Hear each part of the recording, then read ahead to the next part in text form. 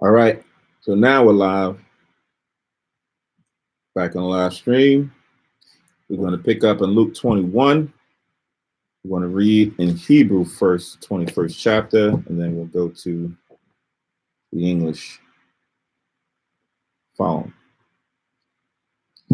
So now this is Luke, the 21st chapter by Barrio in the Hebrew.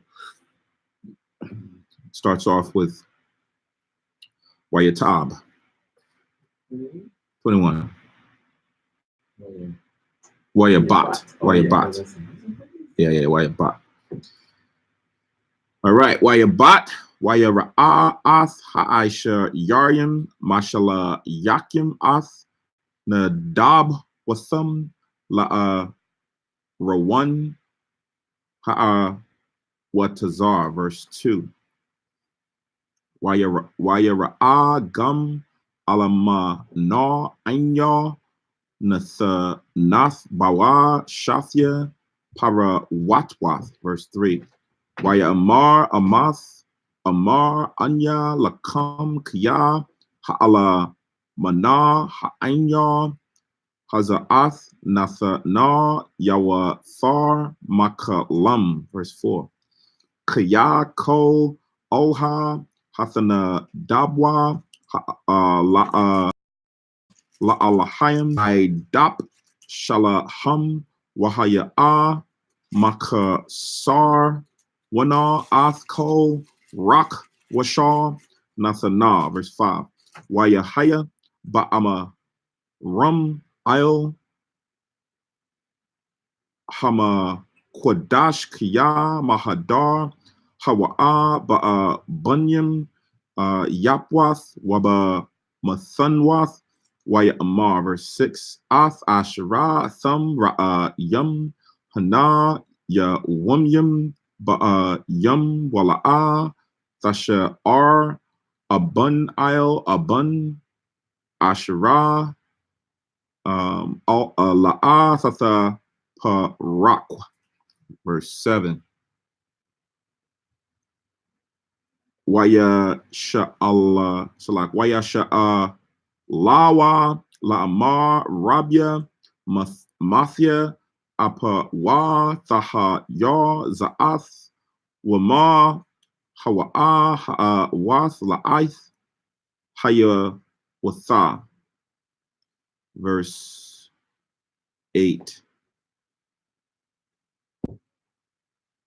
Waya Amar Ra'awa Pan Thathaiwa Kriya Rabium Yaba'awa Bashamya La'amar Anya Hawa'a Waha'aith Kwara Waba Wa'a Thum Lakwa O Tha Lakwa Akaryaham. Verse 9. Waba Shemaikam Mala Kamwath Wama Hawumwath O Thakathwa Kaya Hayawa Thahayor Za'ath Lara Ashwana Ath Salak Lara Ashwana Ak Iwad Kwataza Lama Wa'aid. Verse 10. Wayasap Dabar Olyahum La'amar Yakwa Wum Gawaya Ail Gawaya Wamama Laka Ail Mama Laka. Verse 11. Waha Ya Ra'aish Gada Wo Ka Waka Wara'aib Wadabar Wagum Mawa Rayim Wa'athwath Gada Salak Gadolwath Mun Hamama Salak Hashemayim. Verse 12. Wala Panya Ko Oha Yashala Shalak Yasha Lakwa Bakam Ath Yadyahum Waya Radapwa Waya Masarwa Athkam Labathya Kana Sawath Wa'al Bathya Kalayim Wathawa Ba'awa Lapanya Malakim Wama Sholim Lama'ain Shamya. Verse 13. Waha Yatha Za'ath Lakam La'edwa, verse 14. Ayel Kun Shayathwa Lababkam Laba Lathia Da'ag Bama Taza Salak Taza Ta Dakwa, verse 15. Answer. You should answer. Verse 15. Kaya Anakya Nathan Lakam Palm Wakakama Ashira La'a Yawa Kowa La Imad La Punyaha Walada Bar Nagada Ko Matha Kwawa Mumyakam. It's an interesting word. Verse 16. Matha Kwawa Mumyakam. Verse 16. Wagum Thama Sarwa Il Yadya Yawa Ladyakam Wa Akyakam Wakwa Rawabyakam Warayakam Waya Mayath Wa Makam. Verse 17. Wahayatham Shana Wayam Lakam Adam Lama'ain Shamya. Verse 18. Ak La'a Yapo Masha'ir Masha Irath, Ra'ashkam Ara Tazar, verse 19. Bathawa Kalathkam, Kwanwa Lakam Ath Napa Shaftikam, verse 20. Waka Amar, Salak, Waka Ashara, Tharaawa Makanwath, Sa Wababyam, Ath Yerushalayim, Yadaiwa, Kaya, Korab, Korabna, verse 21. Az, Yana Waswa, Nashya, Yahawada, Al, Haryam, Wa Ashira, Ham, Bathawa Ka, Yatazawa, Wa Ashira, Ham, Bapa Razwath, O, Yaba Awa, Salak, Yaba Wa'awa Baha, verse 22. Kaya Ya Washim Yawumyum, Yawumyum Thwa Nakwum Hamam Lamala Ath Kaya Haka Thawab, verse 23. Wa'oya Laharwath Walama Yun Yakwath Ya Baya Wumyum Haham Kaya Thahaya Tazara Gadawala Ba'aratiza Wakwa Tazap Il Ha'aim Hazah. Verse 24. Wanapowa Lapia Karab Waha Gowa O Ko Hagawarium. Is that what it is? Yep. Hagawarium Waya Roshalim Thara Mas Ba Ragoya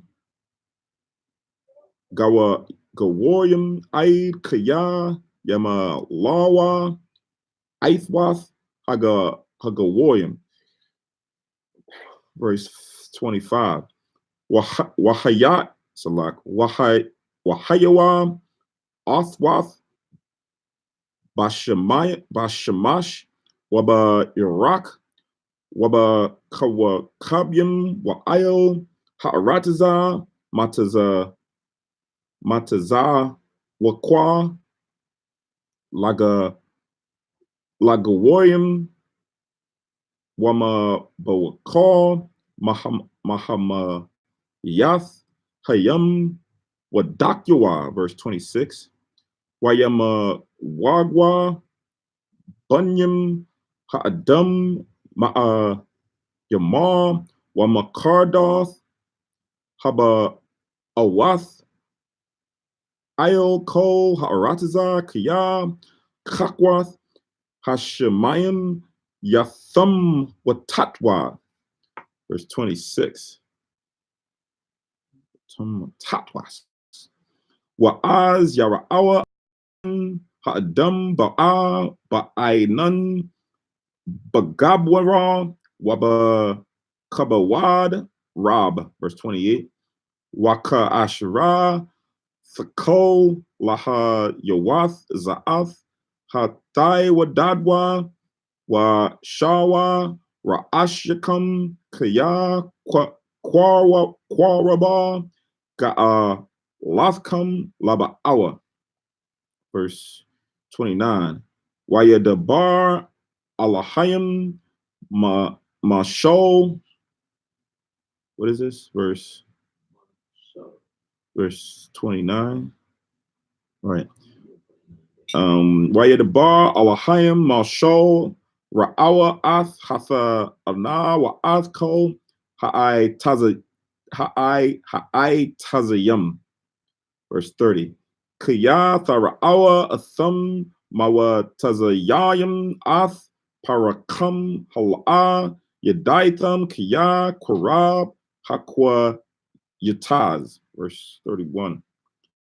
Kaka Ap Atham Baba'a Olha La'anyakam Daiwa Kaya Korwaba Malakwath Ha'alahayim. Verse 32. Aman Amar Anya Lakam La'a Ya'ibad Salak Ya'ibar Hadawar Haza Ait Kaya Yahya Hakol. Verse 33. Hasha Mayim Waha Arataza Ya'ibarwa Wada Barya La'a Ya'ibar 1. Verse 34. Rock Hasha Barwa Lakam Pun Yakabad Lababkam Basaba Waba Shakarwan Waba the Agwath Hama Kriya Waba Alyakam Hayawum Hahawa Pathaam, verse 35. Kriya Kamwa Pak Yaba Yabawa Ayel Ko Haya Shabyam Ayel Panya Ko Ha'arataza, 36. Lakan Shakwadwa Bako Aith Waha Thapolowa Lama'ain Tha'ai Tazarwa Kak Laha Malat Mako Ha'aitha Yadwath Ha'oha Wala Hathyab Tazab. That's an interesting word. Wala Hath Yatazab Lapanya Bun Ha'adam. Verse 37. Wayahaya Mala Mad Yawamam Mama Kwadash Wabala Ya Salak Wabala Yala Yatazar Bahar Hanakwa Ra Har Haza Yathim Lalawon. Verse 38, last verse. Wakol Ha'aim Hashaka Yamwa Labawa'a Olyawa Bama Kwadash Lama Aim Awathwa. Okay, now for the English. Stammering lips on another tongue. Luke 21:1. 21:1. Sí, claro que sí. Yeah. See, 21:1. Claro que sí. Of course. Are we gonna finish and we can get out? So it says in Luke 21:1. And he looked up and saw the rich men casting their gifts into the treasury. And he saw also a certain poor widow casting in thither 2 mites. And he said, of a truth I say unto you, that this poor widow hath cast in more than they all. These have of their abundance cast in unto the offerings of God. But she of her penury have cast in all the living that she had. Right?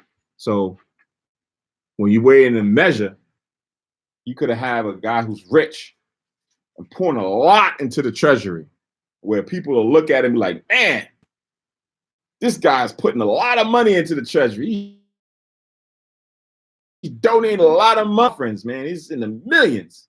So when man looks at that, they be like, Yeah, that's our. We got to make sure, we cater to him, keep him happy, and everything else. It's in front. Yeah, he sits in front. He gets the best of the best, right? He's known throughout the streets, but he has an abundance of things that he can provide. But Yahushua said to this widow, let me finish the point. Oh, okay. To this widow of penury, meaning she doesn't have much. She don't only have much. She only got a small amount. But of the small amount, she cast in all that she has. So now when you weigh in what the rich man is given in comparison to what the widow is given, if he was to give all that he had, then he would be an equal. But he's not giving all. He's just giving abundance of a lot that he has. Where all she had was these 2 farthings, these 2 mites to make a farthing. And she donated it all to the treasury and went away with nothing, right? So Yahushua says that this poor widow have cast in more than all those rich men put together, because she sacrificed and gave everything she had to the treasury, to the Most High. That would come. Yeah, sorry to interrupt you. You might even get that little plaque in the church too. a plaque in the section of the church with, big donors. They get that. Mm-hmm.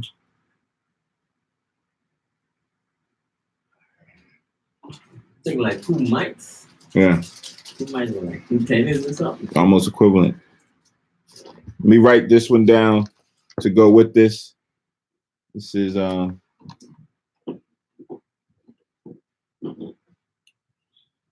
Mark 12:41. It's the same story, but it gives a little bit more in depth.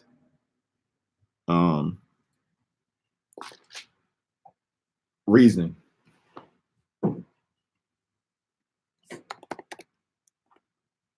Same story. Same story. Different perspective. Yeah. What should be so different about it? Ain't about the same thing? Sometimes the wording just gives a little bit more clarification. All right. So Mark, what did I say? Mark 12:41, it says, and as Yahushua Jesus sat over against the treasury and beheld how the people cast money into the treasury, and many that were rich cast in much. And there came a certain poor widow, and she threw in 2 mites, which make a farthing. And he called unto his disciples, he called unto him his disciples, and said unto them, verily I say unto you, that this poor widow have cast in more, have cast more in than all they which have cast into the treasury.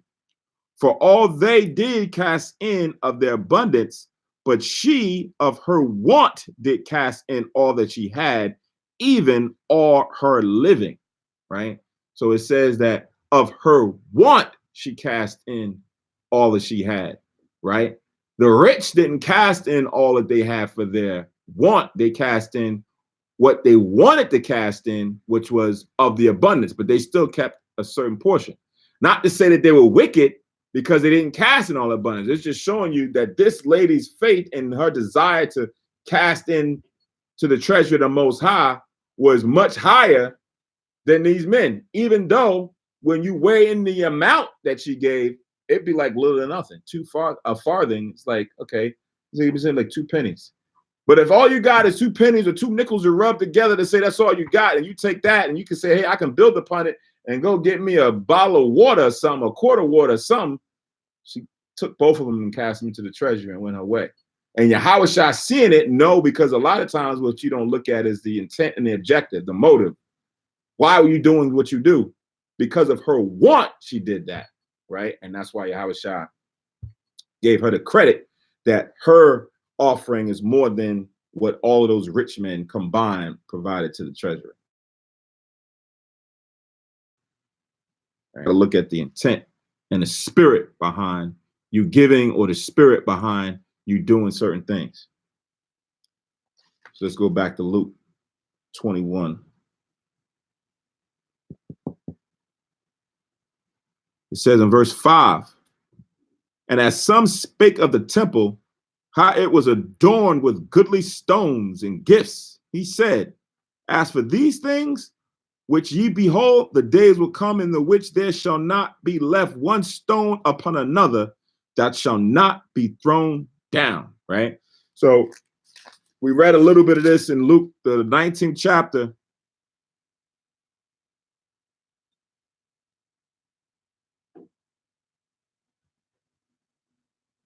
Luke, the 19th chapter and the 44th verse.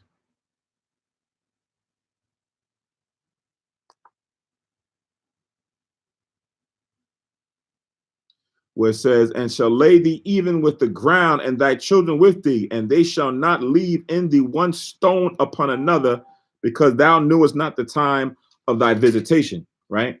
So when you look at what they saw at the time when Herod built the temple, right, or rebuilt the temple, he made it very vainglorious. So as they're seeing these things, they're even showing Yahushua, like, look how great the temple looked.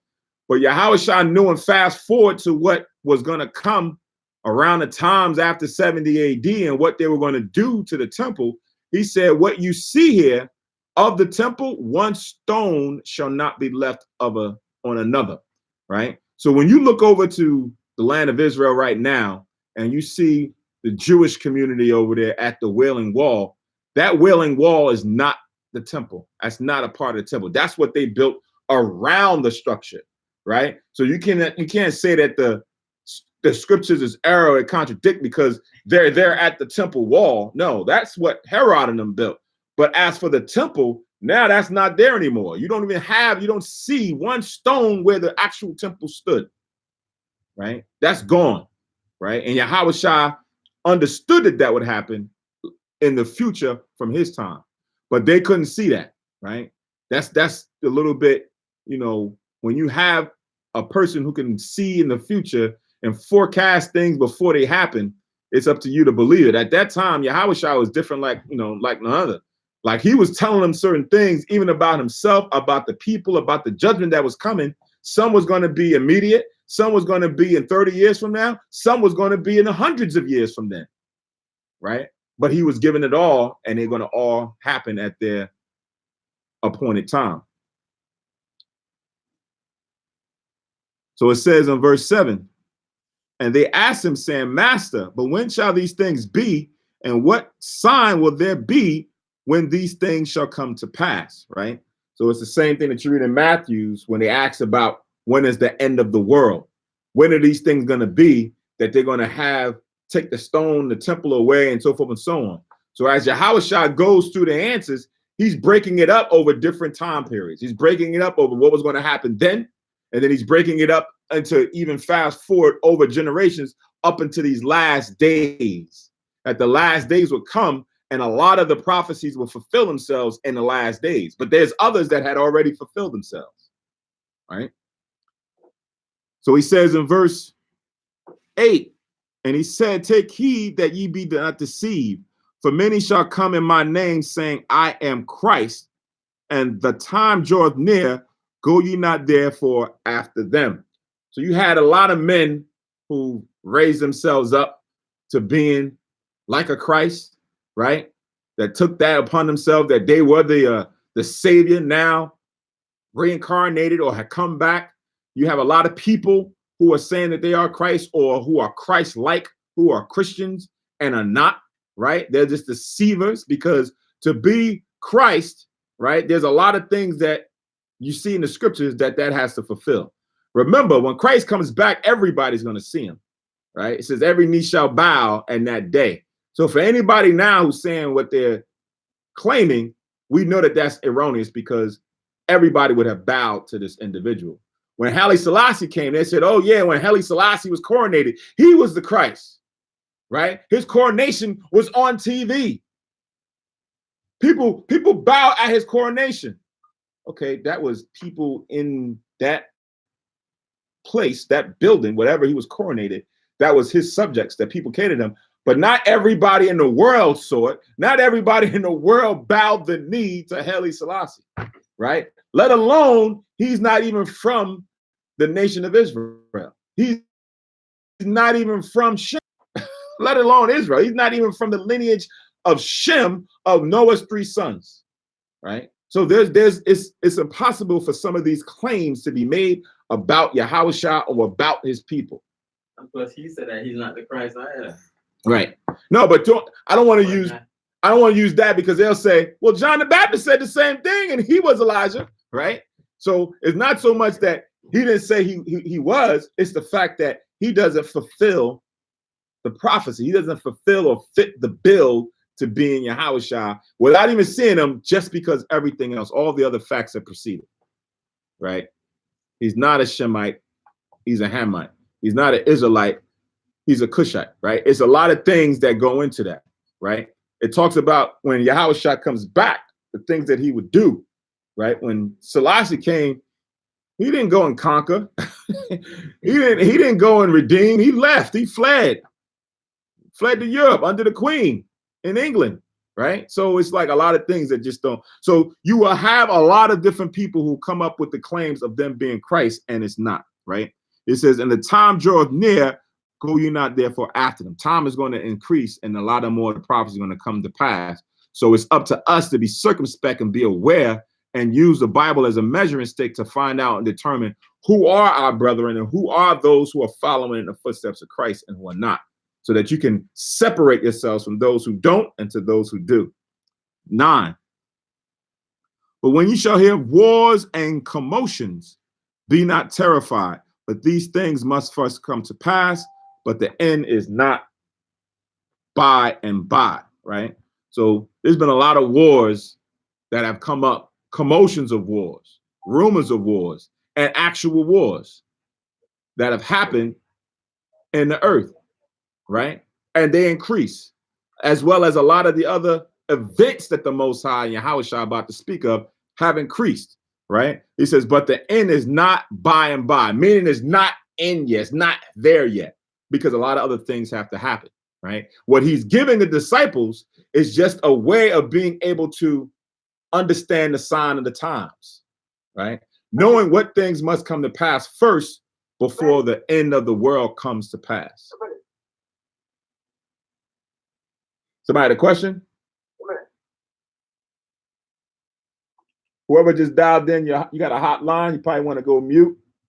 Star 6 so you can mute your own lines.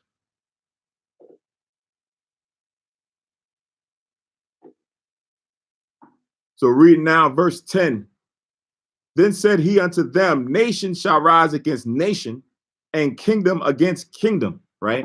So nation dealing with a nation or race of people. And then you got kingdoms dealing with actual realms or empires going against another, right?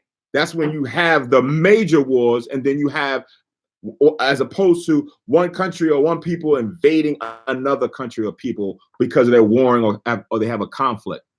But regardless, it's just showing you that these things are going to happen. So if you was in a period where you didn't have, or a generation that you didn't have a lot of these wars happening, you know that the end is not near. But as time goes by, when you start to see these things, when you hear about these things, right, there's rumors of a war coming with Russia. There's rumors of a war coming with China, right? But it's not yet. Even if that does happen, there's still other events and things that have to happen. So as Yahushua is laying this out, you got to watch for all the things that have to happen. You got to watch for what happens amongst them, right? There's going to be certain things that the Most High has prophesied about, of nations who are once allies within a kingdom or a realm or a region, and then they break away. They turn away from themselves, right? And now they make new alliances to fulfill what's going to happen in the end, right? So I'm going to read 9 again. But when ye shall hear of wars and commotions, be not terrified. Be not afraid of what's going to happen, right? Because now a new war is going to happen. Don't think that, okay, now woe is me. No. Look at this as a glory to the Most High, because he's foretelling what was going to happen. For these things must first come to pass, but the end is not by and by. Then said he unto them, nation shall rise against nation and kingdom against kingdom, and great earthquakes shall be in diverse or in different places. So we've already seen different earthquakes. They just had an earthquake about a month or so ago in California. We also see earthquakes in different areas, in different regions, in different islands, right? Different countries. It says, and famines. and pestilence. So disease and a lack of food or resources is always prevalent. You always have that prevalent in certain places, right? But Yahweh Shah is giving you a sign of the times from his point all the way to where we are to the current. And fearful sights and great signs shall there be from heaven, right? So you're going to have a lot of things that's going to be shown in the heavens, right? From the way the clouds structure, the way the clouds look, to the way the sun dips red, to the moon drips red, to the way the sun you're going to have a lot of these things that the Most High is going to give in the heavens, and the events that's happening on the earth at the same time in different places, right? And then people are going to start to say the same thing that we're saying now. Are we in the last days, right? We in the last days. From the natural events that's happening to the vibration of the spirit of men, like we just read in 2 Timothy, the 3rd chapter. Things are not getting better, right? The spirit of man is getting worse and worse and worse. So when you have a culmination of all these things happening as time goes on, you can just feel the vibration that something is about to happen. And then most people will get fearful of what that something is. But for us who have hope and comfort in the scriptures, we're supposed to observe these things in anticipation for the outcome, which is the redemption of the Most High's chosen people. And at the same time, we see these things happening. To those who are not awake, it's going to be a time of confusion for them. Because at the same time, they go into church, in the Christian church or wherever they go to church, besides, getting the word of the Most High, they say, okay, they're talking about the end time, yet I'm okay. They're not really paying attention. Right. They're going to think they're okay. And the Bible also speaks about it. Where even in the time when the signs are happening, we see it. We know the prophecy is coming to pass, but some people don't see it. Right. They see it, and you know what? Things are fine. I have a job. I got food, and I can take care of myself. Everything okay. These things been happening. Right. I don't see the end time. The end time, anybody can say it's the end time. Right. But what we see is already happened. Because what happens in the moment, that's like when something happens, we become episodic. We become people who deal with the time when the time happens, right? Hurricane, you down in Florida, okay, a hurricane. It could be a bad hurricane, whether it's in Puerto Rico or whatever. Then the time you weather the storm. Then you get to that point where it's like, oh man, I didn't know what was gonna live. But now we're good. Now you go back to doing your normal thing. You don't take things into account of what's the lead up. Right, how Yahweh Shai and the Most High said is going to be like a woman giving contractions, right? So you're going to have many different things that's going to compound in different areas, and then be going to excel at a rapid rate. But some of us become numb to the events. And you say, okay, yeah, like you said, Miami Florida had like I don't know how many hurricanes in the past 15 years, and they still here. Let me read that quick scripture in the 2nd Ezra 16. 2nd Ezra, the 16th chapter, and the 21st verse. And the 21st verse. Because it says, 2nd 16, and verse 21, it says, behold, in the midst of everything that we're bringing out in Luke, behold, victual shall be so good cheap upon earth that they shall think themselves to be in good case, and even then shall evil go upon earth, sword, famine, and great confusion. So in the midst of everything that's happening, you have people say, man, I can go to Walmart and get a bag of chips for $1. What are you talking about? Mm-hmm. This ain't no hard time. And you're talking about hard time, and I can go to the flea market and get this. You just don't know where to shop. Right. While some people, go into famine and things are hard, then some people are not gonna have the same perspective. Mm-hmm. 2nd Ezra what? 2nd Ezra 16:21. 16:21.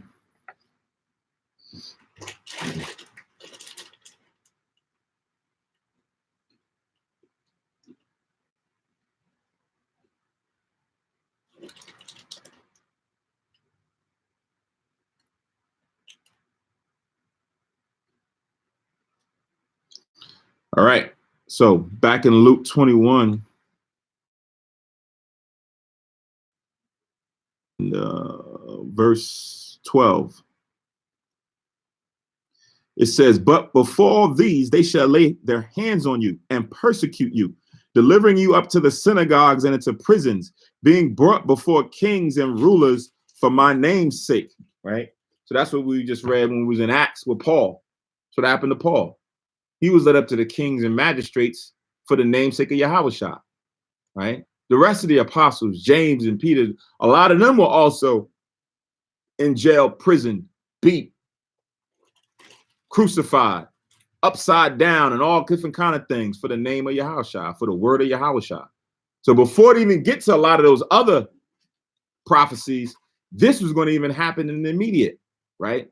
Within that generation. It says, and it shall turn to you for a testimony. Settle it therefore in your hearts, not to meditate before what ye shall answer. So this is going to turn as a testimony again for us, that when this judgment happens to us, happy are we. Glory unto us when men going to treat us the same way they treated Yahushua, right? So it happened to them in that generation. They had to go through physical judgments, physical punishments for teaching.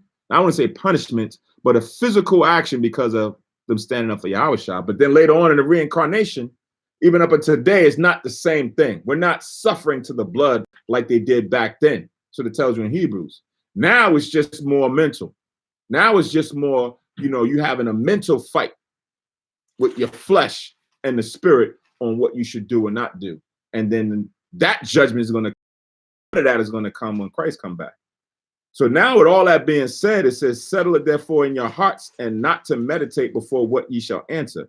So you don't have to always consider the answer of what you're going to say when you're in those situations. The Most High said, I can help you out. For I will give you a mouth and wisdom, which all your adversaries shall not be able to gainsay nor resist, right? So when it comes to fulfilling, our role, fulfilling our destiny as the Most High has appointed it, the Lord will give us the gift. The Most High will give us the word. In this case, he'll give us the things what we need to say, right? Write down Exodus, the 4th chapter.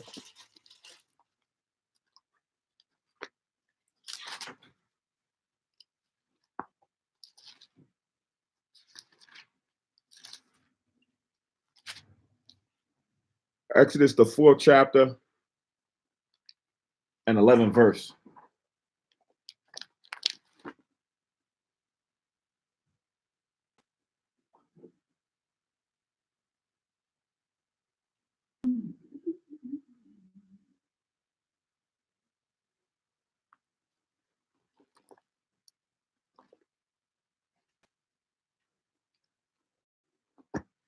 So it says Exodus 4 and 11. It says, and the Lord said unto him, who hath made, or who maketh the dumb or deaf or the seeing or the blind? Have not I the Lord? Now therefore go, and I will be with thy mouth and teach thee what thou shalt say. Right? So this is when Moses was a little bit apprehensive to go before Pharaoh. Said he wasn't eloquent in his speech. The Most High said, who is that one that makes a person eloquent? Makes him dumb, makes him deaf that he can't hear, makes him, the Most High is the one who does that. So he can turn that into what he ever so fit he sees, right?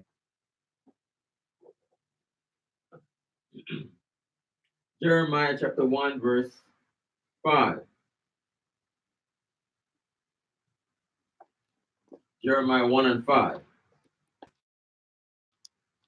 It says, before I formed thee in the belly, I knew thee, and before thou camest forth out of the womb, I sanctified thee, and I ordained thee a prophet unto the nations.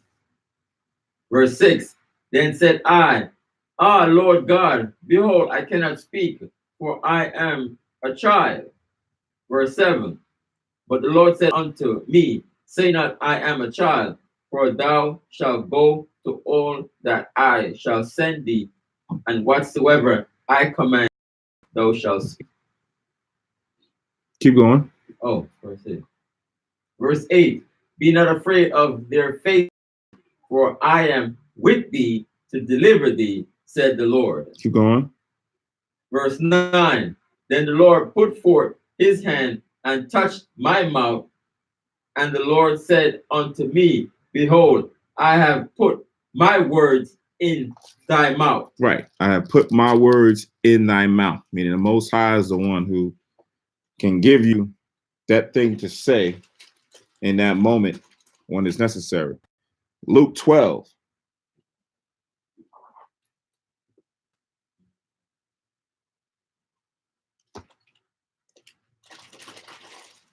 Luke 12 and 11.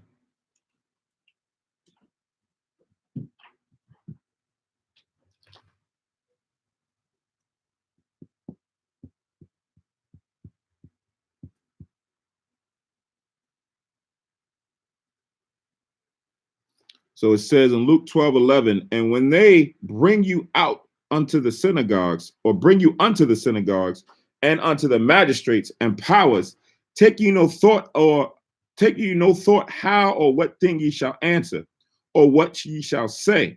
For the Holy Ghost shall teach you in that same hour what ye ought to say. Right? So the Spirit is going to be with you if you be willing, and it's going to guide you into the things that you should say or is needful for you to say in that hour, right?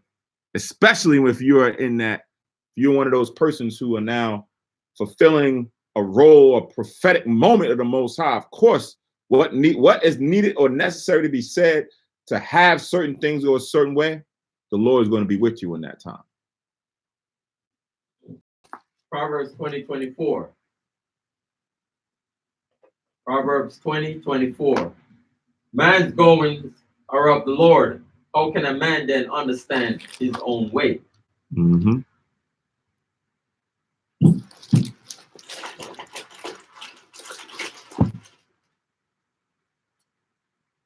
All right, so let's go back 21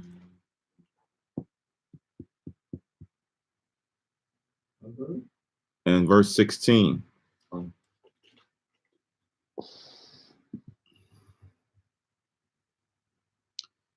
It says, and ye shall be betrayed both by parents and brethren and kinsfolk and friends, and some of you shall they cause to be put to death, right?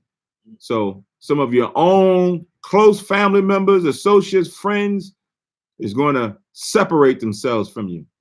Is going to condemn you. Is going to convict you. Is going to even cause you to be put to death, right? For doing the word of the Most High, for advocating for Yahushua. It seems simple. So when Yahushua says this, you don't see that being happening in mainstream church, right? There's not a lot of people that's coming to condemn them for them teaching Yahushua. So flip side, they're getting benefits and they're gaining more and more, supporters. In this case, Yahushua is giving you the footprint of what it's going to be like for those who are followers of him. You can link that up with Matthew's 10.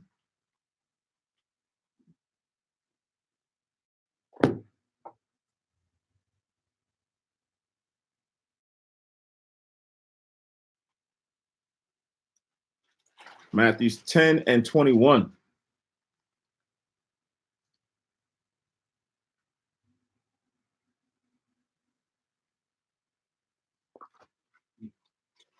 So it says in Matthew 10 and 21, and the brother shall deliver up the brother to death, and the father the child. And the children shall rise up against their parents and cause them to be put to death. And ye shall be hated of all men for my name's sake. But he that endureth to the end, the same, or unto the end, shall be saved. Verse 23. But when they persecute you in this city, flee ye into another. For verily I say unto you, you shall not have gone over the cities of Israel till the Son of Man be come. Right? So you have gone through in and out of everyone until you see the Son of Man or Yahushua come back. Right? So we got to go into all cities. We have to go to the Most High. The Spirit has it where the truth is now being broadcast everywhere, whether it's physically down in the city on a corner, or digitally through YouTube, streaming, so forth and so on, like it is now, where folks can be able to see or hear this word and wherever they're at. All right. Matthew 10:21 all the way down to 23.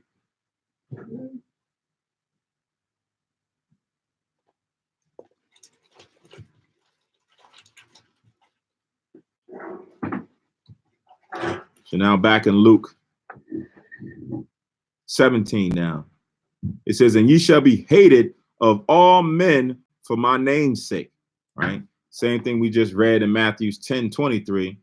You can link it up with 6.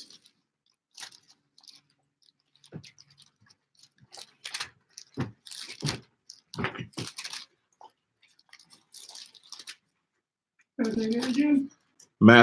Luke 6. Okay.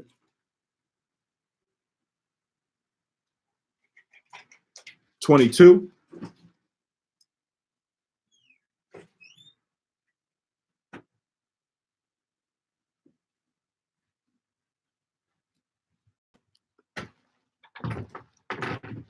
Zakar, if you could read that. 6:22. 6:22. Here we go.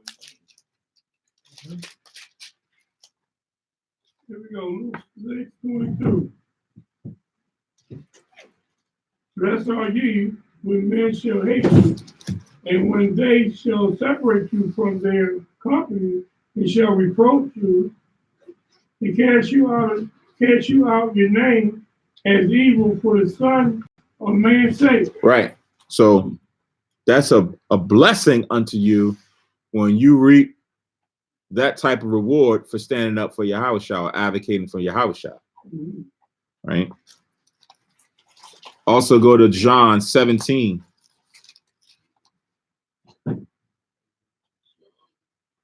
John 17 and 14. That one also? Yep. John 17.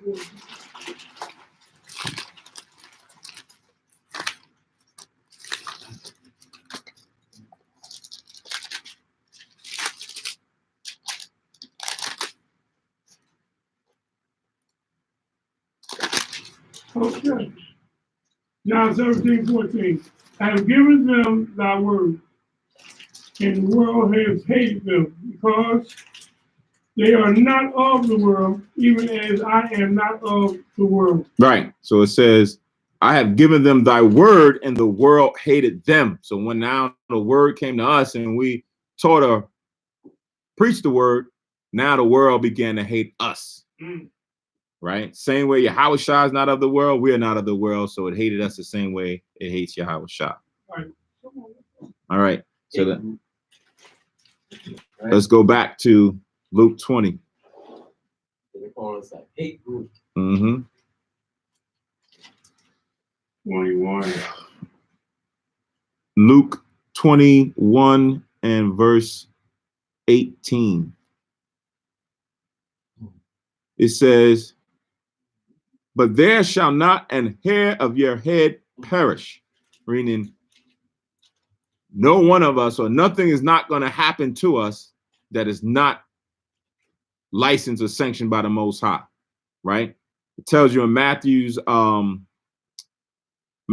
and 30, the hairs of our hair are all numbered, right? The Most High now is down to that detail to understand who are his and how they will be taken care of. He can say, I can number all the hairs on your head.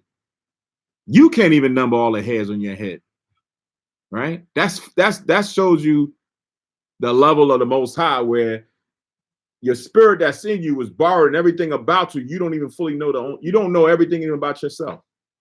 We don't know what's going on the insides of our bodies that may be there. Most High knows.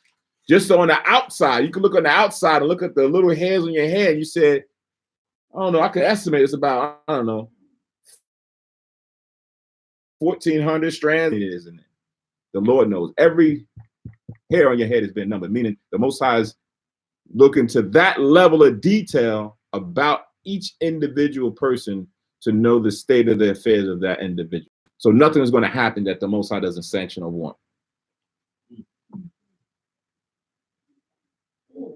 So that was, you could just write down Matthew 10 and 30 of what I just quoted.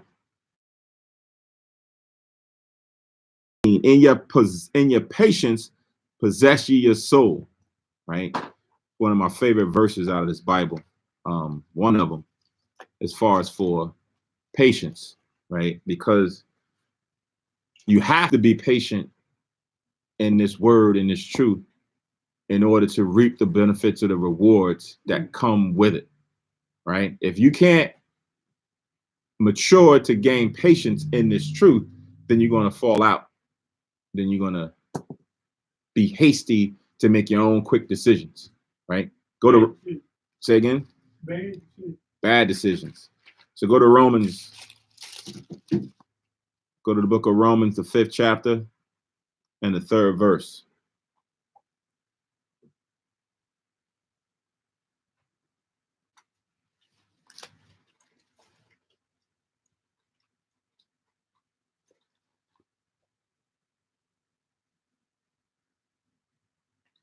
So Romans 5 and 3, which says, and not only so, but we glory in tribulations also, knowing that tribulation worketh patience, right? How does tribulation work patience? Knowing this, we glory also that tribulation worketh patience. How does tribulation work or exude or bring forth patience?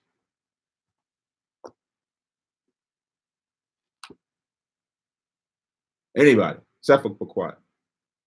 Let anybody look at it. How does tribulations bring forth patience?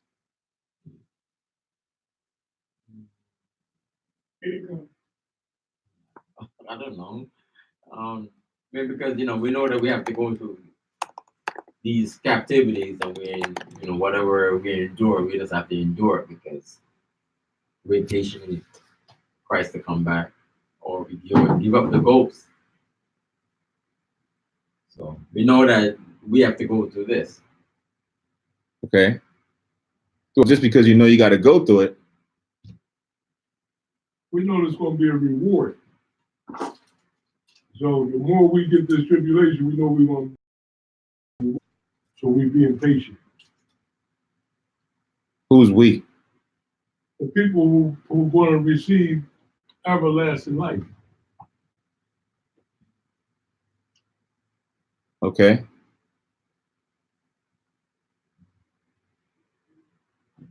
Zakar, anything to add to that? Well, in a way, that's both true, they say. But we got to go through these commandments and follow his laws, rules, and regulations. And if we can hold on, stay on target, it'll be a blessing for us at the end. Okay.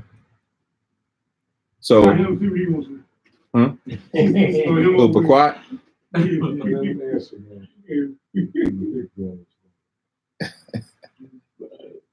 All right, so in tribulation, right? It's something that you don't want to go through. Right.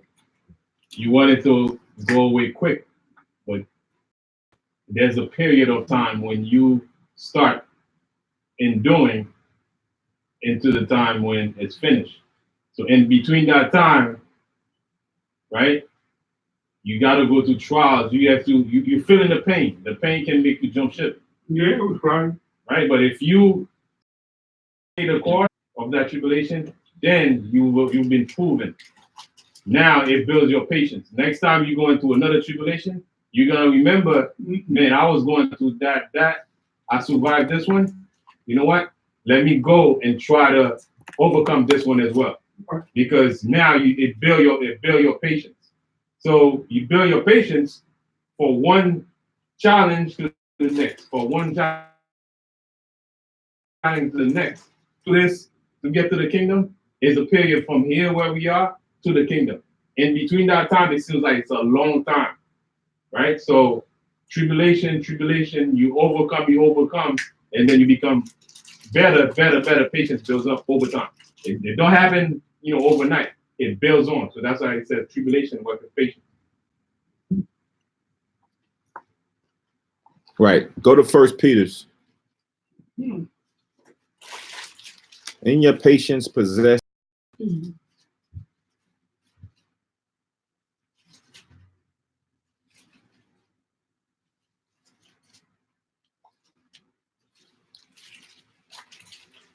Oh, Jack. First chapter. 22nd verse.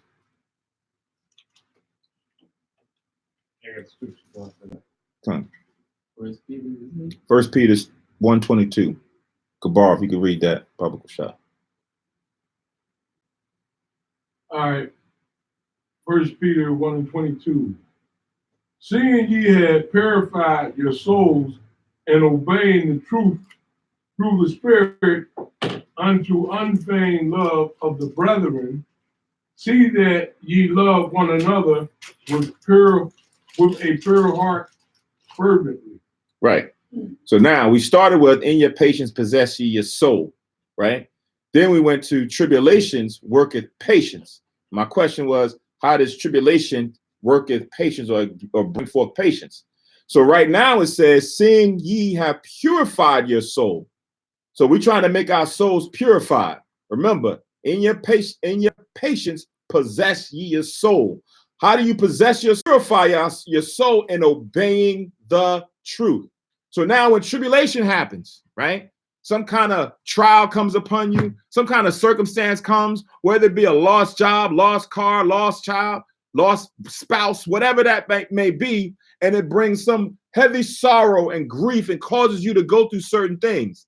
How you handle those things has to be in line with the truth, right? Has to be in line with the truth. Talking to someone last week, and it was like, look, if somebody go and rob my mother, I'm gonna go rob their mother, right? Because that's the whole eye for an eye, tooth for a tooth mentality, right? You do wrong to me, I'm gonna do wrong to you. But now when we face tribulation, especially tribulation in doing righteousness, we have to stay in obeying the truth. We got to stay the course. You can't jump off ship like Pequod is talking, because if you jump off, that means you ain't trying to endure. You ain't trying to purify yourself. That's what this is about. You know, and the furnace of adversity is what's trying to prove you. So when you're going through that hell, and it feel like a hell, and you're like, man, I'm in it. But you ain't jumping off. You ain't quick to go run to some other thing to get that quick temperate fix. You said, I'm gonna work this through. As long as I'm in this truth, and as they're gonna feel that way about me, or they're gonna treat me this way, I'm gonna deal with it, right? And then as you staying in it week by week, month by month, year by year, now you're being patient with yourself and with the Most High. You're not irrational and impatient, because there's been people in here who come through doors, not just here, any school. They've gone through some hell where, like we read before, the father was going to lead the son to death, or the daughter was going to lead the mother to death, or convict them or condemn them. All of a sudden, here it is, you getting condemned and ridiculed. You can't take it. You can't take that tribulation. So you bounce. Right? You never purify your soul, because once you're facing adversity, you leave real quick. You over here real quick. You abandoning going through it all to get to the end. And once you get to the end, then you can say, you know what? I conquered it. Now it's cool. Now I'm out of that. And now you feel good about yourself. It's like, yo, I weathered the storm. All right. I'm good now. Right? So you purifying that old man that would have done all these irrational things. But now you're thinking more wisely. You're thinking more circumspect. So that's how you start to possess and own your soul, through patience. Because when the tribulation comes, you working through it. You ain't like the worldly man that go and get drugs and go and do all this other stuff because you can't bear with it. So I'm gonna go do all this other stuff instead of doing this stuff here. Right? That's why if you read further along in Romans, it says patience bringeth experience. So once you start developing and purifying your soul through patience, then you start figuring things out. He's like, oh, I remember I did this the last time when this happened to me. Now I'm just going to take what I learned over there and use it for this. And now you're going through it again, and maybe a little different, But now you're able to get through that. And then as you continually go through these years, you're building up patience and it's purifying your soul while you are keeping and obeying the law, statutes, commandments. That's how it is. People who can't deal, they bounce. And the thing is, when you bounce, you think you do something, you get some quick comfort, but you build up more problems because you still got to go through what you have to go through. Yeah. Better to deal with it now rather than delaying it because you're gonna have to go through it anyway. Yeah. So bouncing is just give that quick satisfaction, or you got away, or you escape the pain.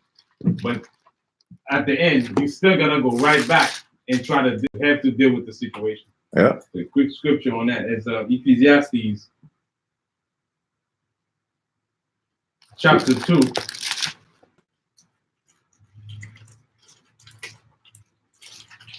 And I'll read from 1 to 5. Ecclesiastes. I'm sorry, Ecclesiasticus. All right. Ecclesiasticus in the Apocrypha. Chapter 2, verse 1 to 5. And it says, My son, if thou come to serve the Lord, prepare thy soul for temptation.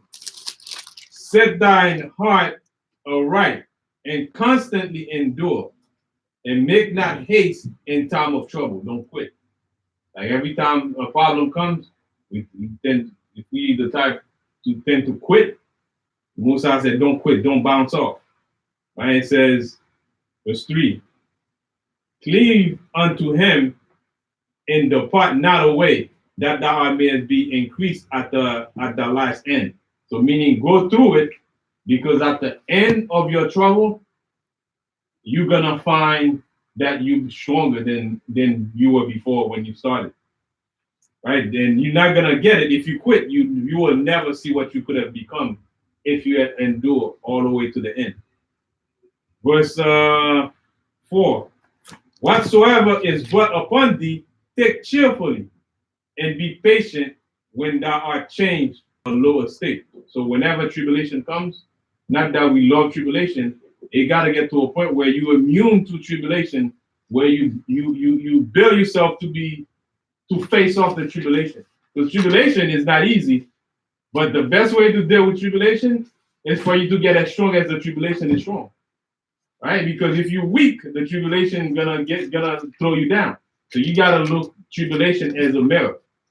You gotta mirror your tribulation. So as the tribulation comes, you look at the tribulation and face off the tribulation. Right? You look at your tribulation just like you look at it in a mirror. Like, I'm gonna, you come in and you mirror your tribulation. Not that it's easy, but you're gonna face it off. But you can't be weak. In verse 5, for gold is tried in the fire, and acceptable men in the furnace of adversity. So if we treat tribulation, right, as a challenge that is welcome, then what's gonna happen at the end of it, you're gonna find out you come out a better person, a better man, or a better woman. But all that comes with patience. Mm-hmm. I'm going to read one scripture. Mm-hmm. And the tribulation is it's in a way that, like see, 2nd Ezra 7:7. It says, the entrance thereof is narrow, and is set in a dangerous place to fall, like as if there were a fire on the right hand and on the left a deep water. So it's so narrow. So many things can just trip you off, catch you off guard, catch you off and let you fall. Mm-hmm. You have to just keep your eye on the prize and actually go through your tribulation. Right. And it's not to say that, if you use that verse in parallel with this, that you don't stumble and fall, right? You're going to stumble and fall. Wise man falleth 7 times, but rise back up, right? So it's just knowing what the eye on the prize is. A lot of times, most people don't know what the prize is, right? So their path is going somewhere else.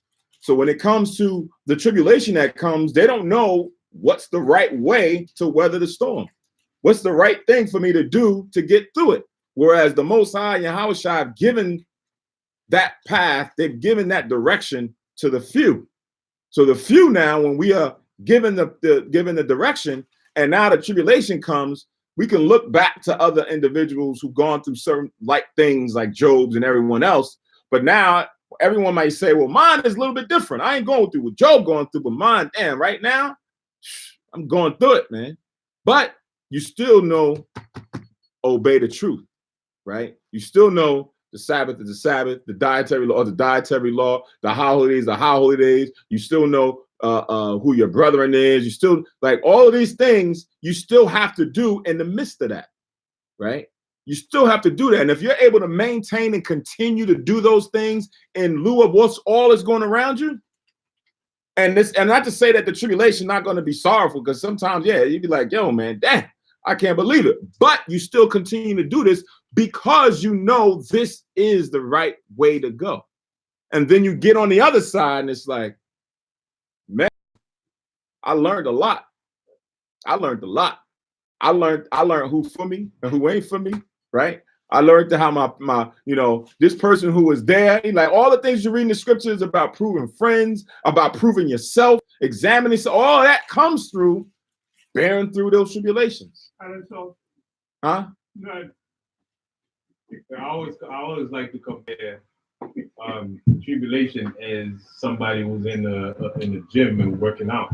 The first day you get in the gym, and the next when you walk out, the next day you don't even feel like going to the gym anymore because your body's also like, man, I didn't come here for this. I come here to build muscle. Yeah. But the first week, pain, yeah, and you can't even walk. Yeah. And then after a while, you keep going at it. Then you don't feel any pain anymore. It's not that the pain is not there. Your body becomes stronger now, where the pain is still there because the 50 pounds still 50 pounds. Right. Right. 100 pounds still 100 pounds, but you push it lightly. Whereas from the beginning, it was not so. So I mean, you build up strength. The pain is subsided, and then you keep going. So now somebody that's first coming in working out, you'll be able to help them and say, you know what, I was the same way. But now, it's cool. Now I'm moving up the weight. Right. So now you encourage somebody else that's feeling the pain that don't know what it's like. Right. So it's the same way. But if you quit, you would never know, how it's like to overcome that pain and start build, get the desired result that you've always been seeking for. Right. Gabar, you gonna say something?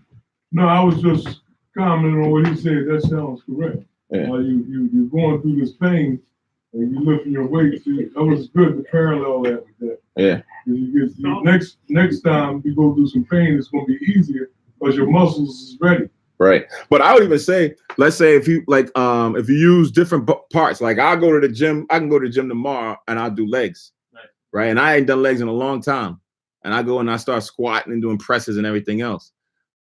After that, I'm gonna be sore as I don't know what. Right. Like I can't even hardly walk. I've been there many times, right? So then if I keep at it, if I be consistent, then like you said, after a while, it's gonna subside and I'm gonna be able to go just, it's gonna be a little bit lighter. Like now as you go a month in, you're doing squats, you kind of understand your body, like, all right, cool, I got this now. Sure, I might be sore a little bit. It ain't gonna be like I was that first week, but now I've gone through it.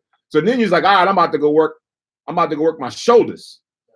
Right. So now you go work your shoulders, and then a day or two, then it's sore as I don't know what. But you've already built up experience from when you was working your legs. Right. So I've been through this already. I know how this works, right? I'm a bear with it for a time. I'm gonna get through it, and then I'm gonna move on to the next one. So now you're working biceps. You're like, I'm gonna get these dumbbells, and I'm starting out with 50s or 70s. And you're like, man, damn, right? Not knowing what the heck you got yourself into. Then 2 days from then, your biceps, you bent, like, I can't even stretch my arms out the right way because I don't went too hard on it, right? That's how some people come in here. They come in here all gung-ho, going hard in. Go to their parents, start wilding out. Go to their kids, start wilding out. And then all of a sudden, boom, the backlash come right away. You're like, oh, snap. Man, everybody coming down on me. Dang. And now you got to do what? Bear with it. You stay the course, like, nah, hold on, I hear you. Let me show you something. And you're going through this, and then as down, they still don't hear it. But you still now confirming your spirit. because you stay in the course and you're going through and it's like, dang, all right, they wild out on me the first day, but they don't hang out with me, but they still speak to me. They respect me a little bit, and now I'm getting through it. And then the next thing comes. Here come grandma from North Carolina, and they're like, yeah, and now I hear you in the Bible now and everything else, and now she going through it. That's how it is. But you got to endure.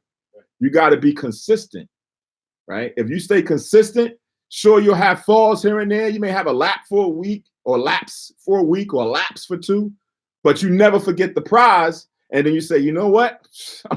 I done veered off into the dirt road over here. I'm gonna steer my behind right back, and now I'm back on course. Even when you lap, since you've been consistent, even your lapping, you're gonna feel uncomfortable. You gotta go right back to it. You gotta go right back to what you already built, and you already know what you have built. You don't want to lose it. So even if you lap, you feel uncomfortable in your lapping, and you're gonna go right back into that spirit. Mm-hmm. All right, so let's go back.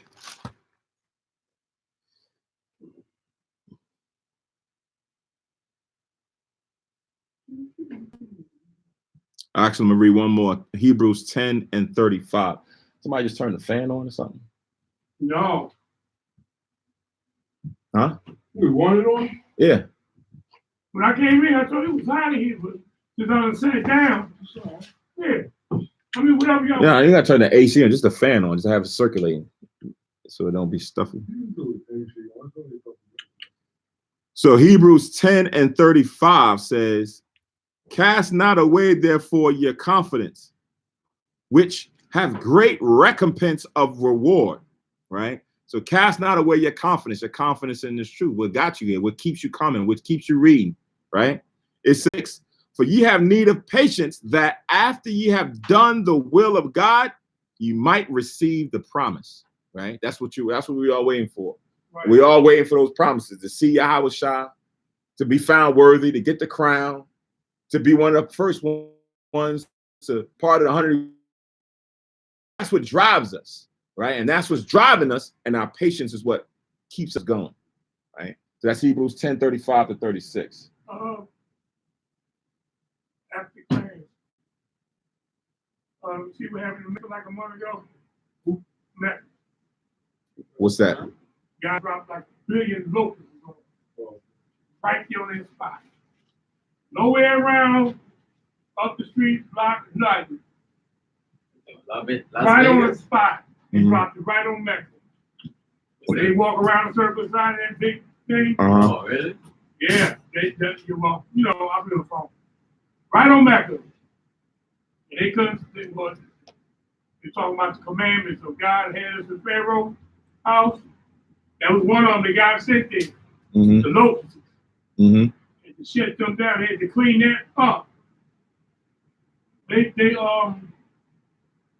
$6 million, that big black thing, the square, they changed that once a month, something like that, a week or a month. They changed all that. The locusts in there eating up everything. I mean, did y'all see that? I heard that. Yup. Or the cobblestone. Yeah, there you go. They put it on the news, and on the news. CNN had it, but I ain't got it on my phone. I'm like, what? See, God is working on it. And it had different commandments out of the Bible. When I was watching on here, I had wrote them down, about 7 or 8 of them. It was scary to me, but it was scary to them. They started talking about God. He did to Pharaoh. Same thing he did to them. They was trying to put up smoke to stop it. They took them down and eat up everything. They had to shut it down. People didn't come for like a good 2 weeks to clean it up. Anyway, back to the play. Come. Wow. This right there. Not up the street, a block over. It's right there. Like, wow. Not a wind blow. No. Something drops right on top of their head. All right, so back in Luke 21:19, it says, in your patience possess ye your souls. Verse 20, and when ye shall see Jerusalem compassed with armies, then know that the desolation thereof is nigh or near, right?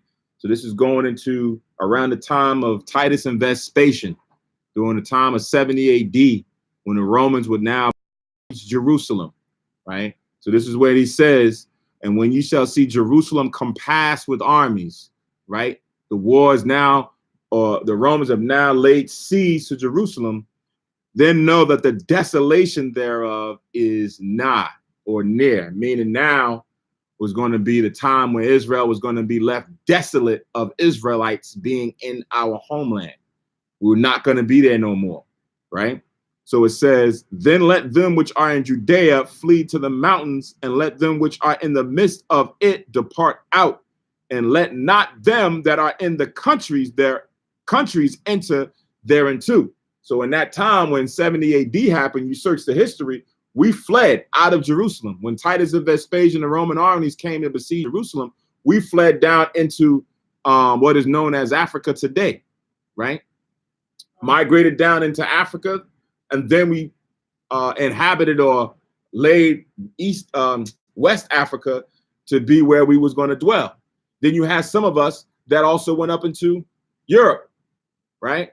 Up into Europe, up into England, up in those areas, right? That's where this started from this, and we began to inhabit and populate those areas. Some areas we were slaves up there.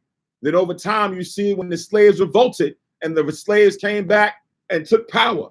That's where you have the dark nations, and you see it in certain collages and certain wall paintings of dark-skinned men ruling in Europe, right? That's where King James and everyone around that time during the Dark Ages when we ruled, right? Because we fled out of Jerusalem and then went and inhabited different areas, right? So Yahushua was prophesying about this almost 40 years prior to it happening.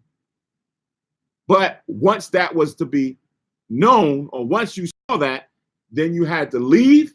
And everybody who was on the outside, don't let them come on the inside. Everybody flee and get out, because that was going to be a bad time. Israel was going to be destroyed at that time and taken over. Verse 21 again.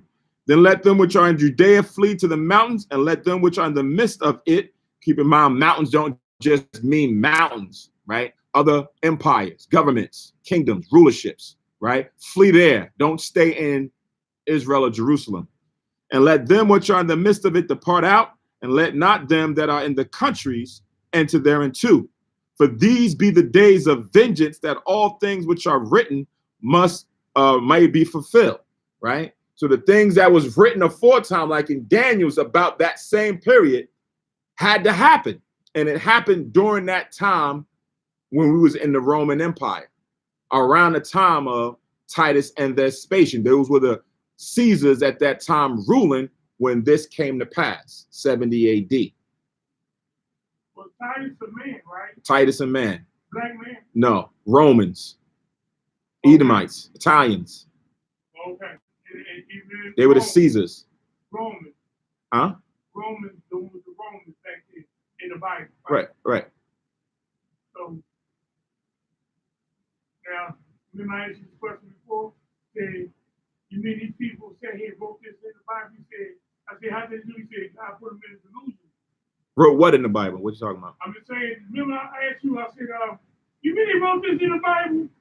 Right. You told me, yeah, God put him in delusion. You said, 1 Thessalonians 2:11. Uh-huh. I read that. I told my buddy about that. Right. He's like, wow. I said, oh, yeah. All right, but what does that have to do with this part? No, we said Titus. I want to ask you, was that a black man, white man? That's all. Oh, yeah. Now, He was a Roman. Romans was the Romans. Right. And Titus was a white man. He was a Roman. If you said no, the Romans was a Roman. Right? Okay. That ain't the same Titus in the book. No, not that Titus. No. Okay. He probably was black. Right, he was, right? And that's why I asked that's where you have understanding of Israel and the Gentile frame of mind, because a lot of us coming out of the Greek Empire took Greek and Roman names, right? We took Greek and Roman names. So when you read in the book of the Acts and you start looking at the names of the apostles, a lot of them have Roman names. A lot of them have Greek names. They don't have regular Hebrew names, right? So you'll get Timotheus, right? That's a Roman, a Greek way of saying Timothy. You get Titus, right? Most people know Titus to be one of their guys, Titan and all that. So you had men that took upon these names. It's the same thing like right now, when most of our, especially here in Philly, most of our brethren are Muslim. So now they have Arabic names. Yeah. Fatima, Fuquan, right? Hamed, Khalif, right? And you have these names of our brethren, because we've now gone and followed different cultures and philosophies that we adapt into them. So it's the same thing that happened back then. So now he comes in and somebody says, "What's your name?" Kuwana, right? Or this, because that's kind of what the societal thing is. But these was men of our nation that just needed to be reared back in. You just had to be reared back in. Man. Done. So now going back to Luke 21 and 23. It says, "But woe unto them that are with child, and to them that give suck in those days. For there shall be great distress in the land, and wrath upon this people." So those who had small children and infants at the time of the siege, imagine running for your lives and the Romans is coming down and you trying to flee to go find a better location. And how you getting food, right? Food is sparse where you can't, or scarce, and you can't find as much water, right? Finding shelter, rain, all of those things. So it says, "Woe unto them that are with child, and to them that give suck." You got a small infant baby and she's crying and whining, and you got to nurse her and rear her while you on the run, right? That was going to be difficult. You have to, now carry and run with the child while the soldiers is coming. While I was watching watched that movie, I think it was Hotel Mumbai, about the little siege thing that they had on this hotel. And in the scene, it was a woman, she had Mumbai in India. They had the baby and she was hiding in the closet, and the guys with the guns was coming, going room to room in the hotel, shooting up people. And she had the baby, and she had to put her hand over the baby's mouth to stop it from crying, because they would have heard and came in that room to go shoot, right? So again, like if you imagine you on the run and the baby crying, it's like, I hear that, I hear it that way, right? And just have to take care of worry about taking care of a child while you run for your life. While you're doing that, you suffocate the baby. That's not something you want. Yeah. Lamentations 2 and 12. Lamentations 2 and 12. They say to their mothers, "Where is corn and wine?" When they swoon as the wounded in the streets of the city, when their soul was poured out into their mother's bosom. So just like, the kids are acting fool. Mm-hmm.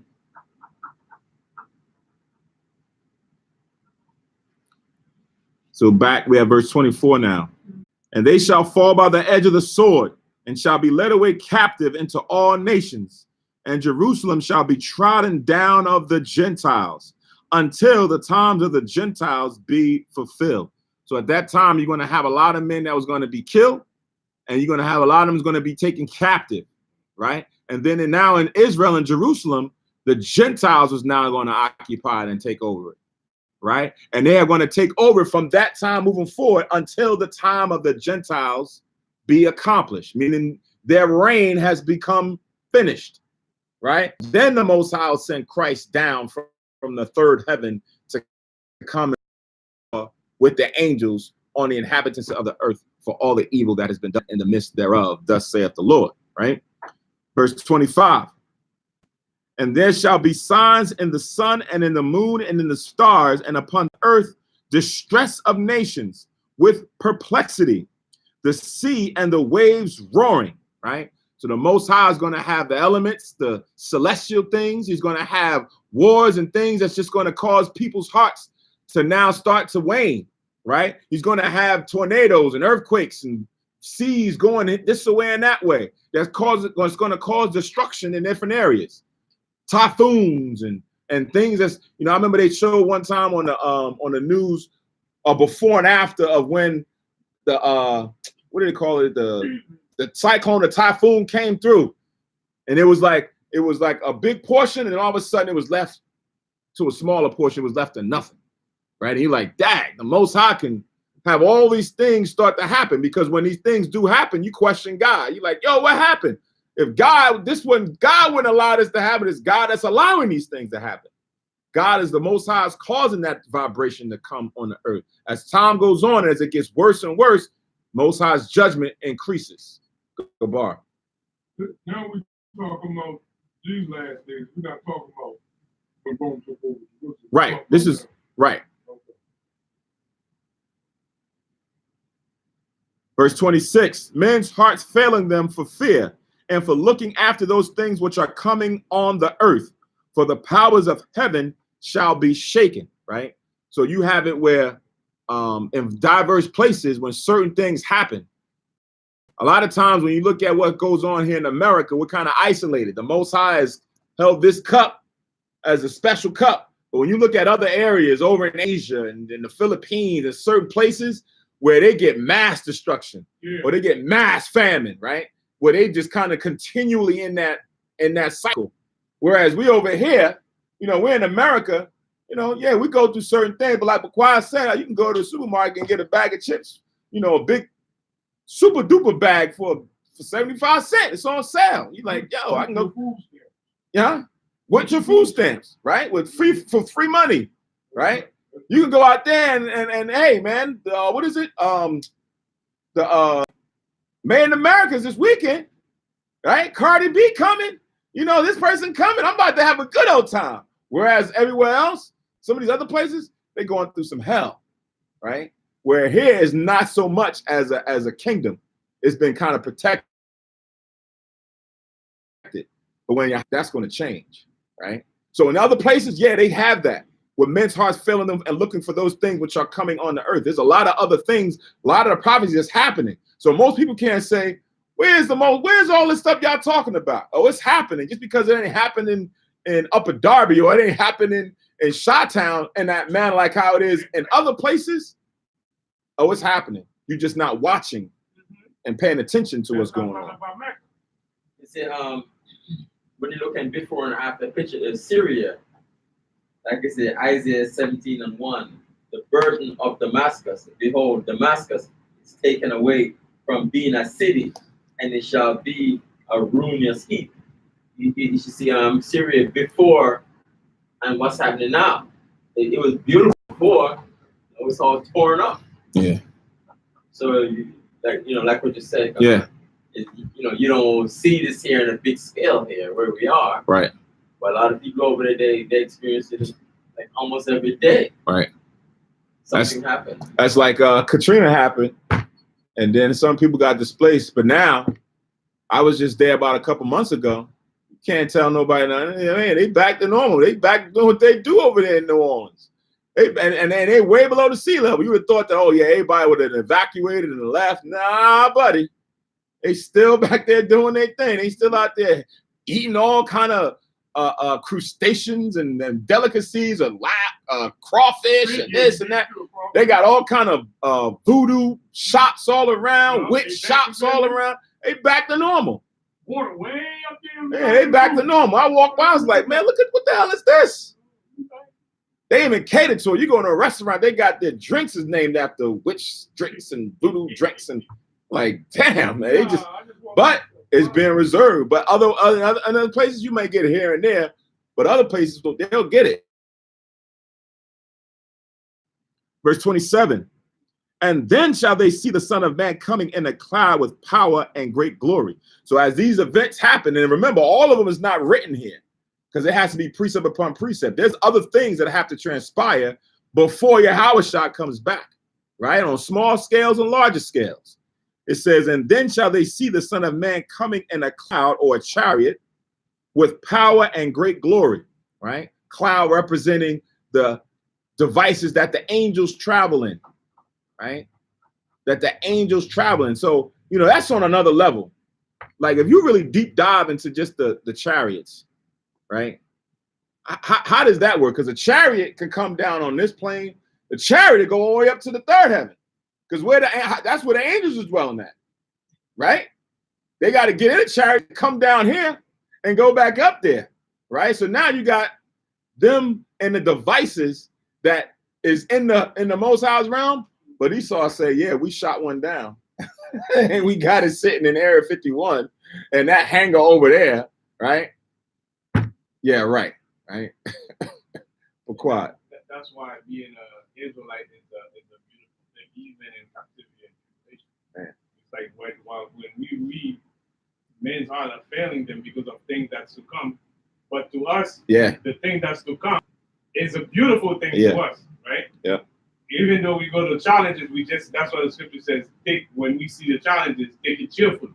But with them, they're not taking it cheerfully. Right. And so it's like the same scenario happening, whereas we have a future in it and they have no future in it. Mm-hmm. Verse 28, and when these things begin to come to pass, then look up and lift up your heads, for your redemption draweth nigh. Same thing he just said, right? For us, it's going to be our salvation. For others, it's going to be the angels, the UFOs and the aliens finally came. Now it's time to go fight against the aliens, right? And he like, that ain't Christ. I know Christ. Christ got strong, stringy brown hair. No, Christ is the same as what is mentioned in Revelation, and that's exactly what he looked like, right? And all the rest of those angels look like us, right? That's going to be our redemption. 29. And he spake to them a parable. Behold, the fig tree and all the trees. When they now shoot forth, ye see and know of your own selves that summer is now nigh at hand. So likewise, when ye see these things come to pass, know ye that the kingdom of God is nigh at hand. So again, he's using husbandry to explain the point, right? You as a person who deals with farming and fig trees, and you can observe the tree and know what season is coming in. Right. Oh, the leaves starting to come in. All right, summer is coming in. Right. Or the fruit is coming in. This is coming in. So you know the time. But now when I'm giving you these prophecies about certain things, then know when that time is. You have to use the same correlation now to transition into our redemption or salvation or when it's coming. Verse 32, verily I say unto you, this generation shall not pass away till all be fulfilled. Right? You know, man. We're at in the Bible. What else gotta happen before he comes? It's a lot of different things. A lot of things amongst the nation, things within Israel. Outside of what we just read, there's specific things that, like we read in Ezra, that have to happen against with the other nations on certain wars that have to transpire. Right? These things, Bombs up there. not so much as the bombs, but just a specific contentions amongst nations.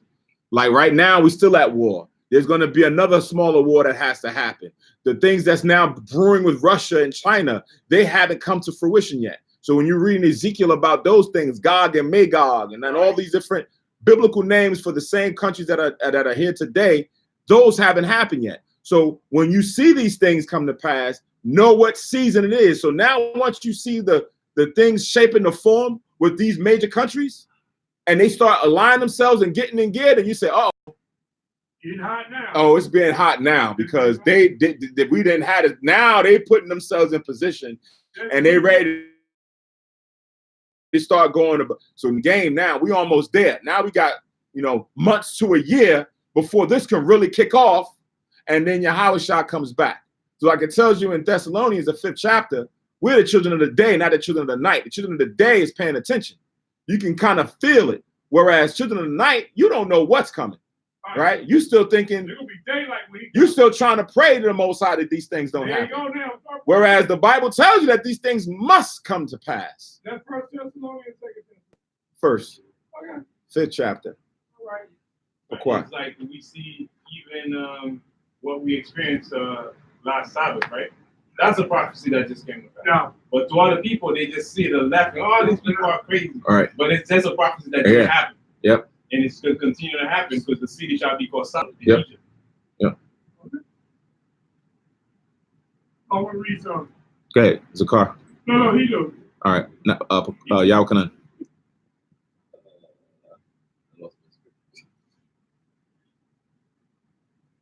In Ezekiel 37:38, I'm going to read that again. Because it's real interesting. We got about 7 more good things you got to have. Ezekiel what? You say 37:30. I mean, I'm saying 37:38, right? Oh, what? Ezekiel 37:38. Yeah. That's where you going? No, I ain't going there, but I know in there they talk about. There is no 38 verse in Ezekiel 37.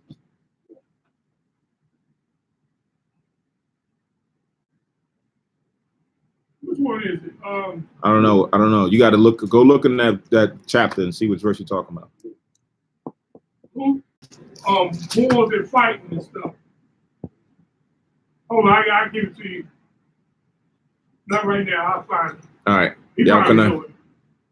No, for example, even Joel chapter 3, verse 2. Who? Joel chapter 3, verse 2.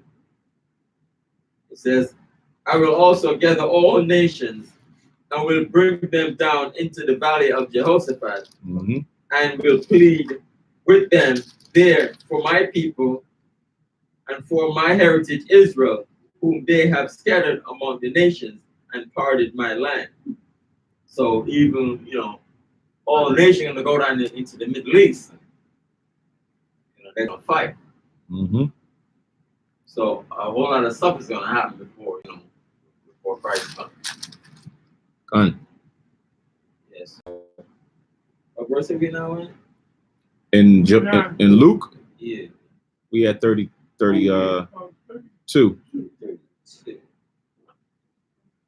So Luke 21:32. Again, very few, this generation shall not pass away till all be fulfilled, right? So the generations weren't going to go away until what has to be fulfilled in those generations be accomplished in those generations, right? Heaven and earth shall not pass away, but my words, heaven and earth shall pass away, but my words shall not pass away, right? I'm saying what he just said. Heaven and earth should pass away, but my words should not pass away. I'll write this. You can write down Isaiah 40:8. 40. Verse 8.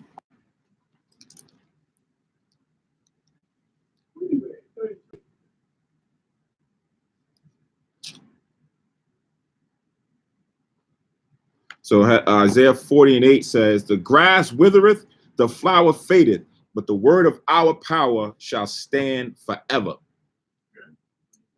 That's Isaiah 40:8.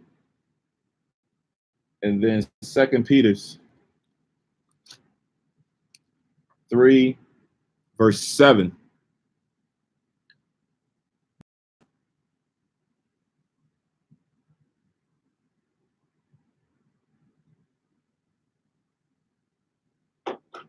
It says, but the heavens and the earth, which are now, by the same word are kept in store, reserved unto fire against the day of judgment and addition of ungodly men, right? So it's the word of the Most High that have kept certain things in store until things become accomplished. So things will fall away, whatever, but the Most High's judgment or his word, his prophecies, his law still stands the test of time. Right? So he's rhetorically speaking when he says heaven and earth shall pass away, right? Because you can look at, we know the earth, it tells you the earth abideth forever when you read in Ecclesiastes. So now if it's talking about heaven and earth passing away, it's talking about from kingdom to kingdom, from empire to empire, rulership to rulership. The Most High, those can go and come, but the Most High's word still stands. Verse 34. And take heed to yourselves, lest at any time your hearts be overcharged with surfeiting and drunkenness and cares of this life, and so that the day come upon you unawares, right? So like it tells you in Corinthians, use this world as not abusing style of society, the ways of society, surfeiting, banqueting, drunkenness, the cares of this life. You start putting your all into the world and leaving the truth to fulfill the cares of the world.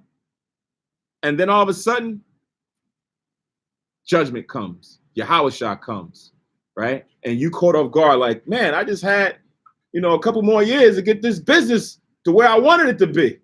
You wasn't paying attention to none of the stuff going on around you. You were so focused with your blinders on into that, and then you was caught off guard. Brother, Ezekiel, Ezekiel. Ezekiel? Yeah. Okay. That go all the way up to chapter 48. It's 37 and 38 about the wars and stuff. Oh, were you saying Ezekiel chapter 7, 38? I said 37, 38. Chapters 37 and Yeah, chapters 38? Oh, okay. Okay, that's right. Yeah. I done read this before. I had to put down my phone and pick up my Bible. Yeah. Yeah, that follow that guy right there. Okay, yeah, I'm gonna read this tonight. Later on. Okay. You know the verses out the Bible real quick. I ain't doing that. So let's go back. Where we at? 35. 35? Yep. It says, for as a snare shall it come on all them that dwell on the face of the whole earth, right? It's going to catch a lot of people off guard. It says, it shall come upon all them that dwell on the face of the whole earth, not just in one region. A lot of places in the earth going to get a rude awakening in that day. Wait a minute, excuse me. Go ahead. Deuteronomy says he chose us to be a special people upon the face of the earth. Okay, I'm looking for the word home for them.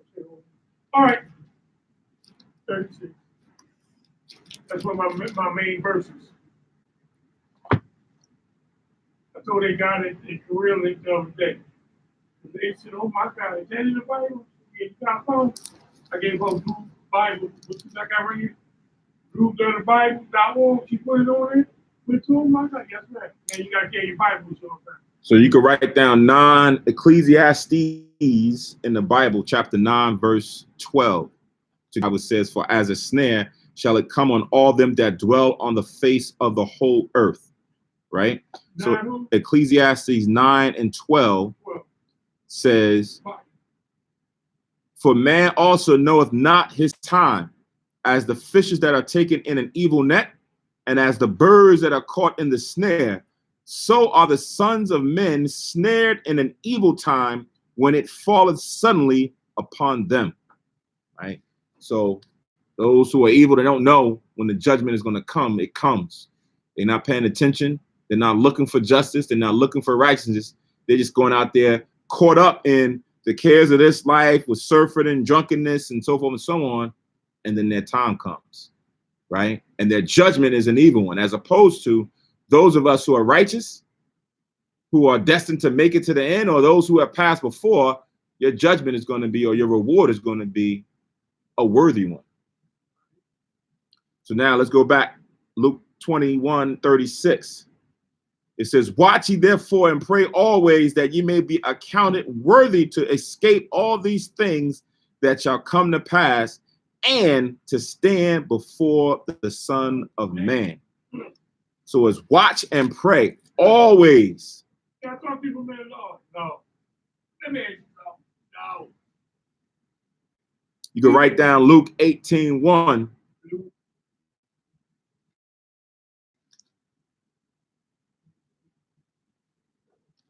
It says, and he spake unto them to this end, that men ought to always pray, not to faint. Faint meaning to fall away from this truth, right? Lose sight of this truth, right? Pray always and faint not.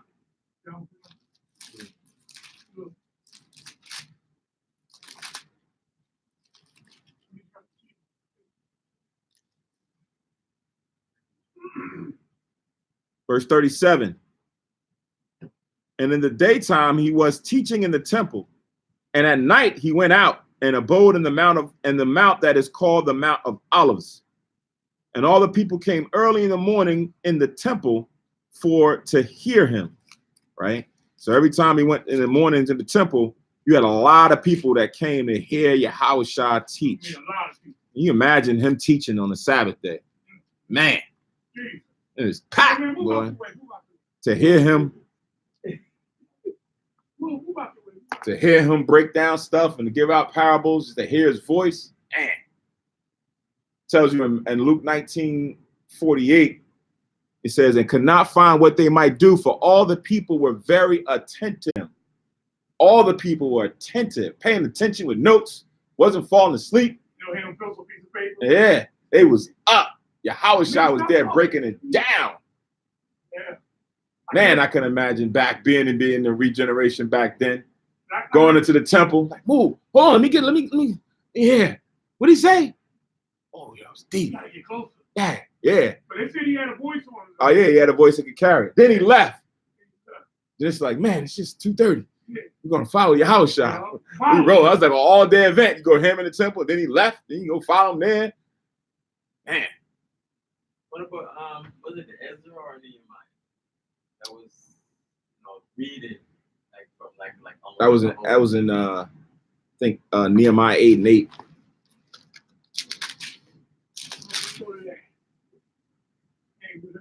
No, not Nehemiah 8:8. Nehemiah 8:3.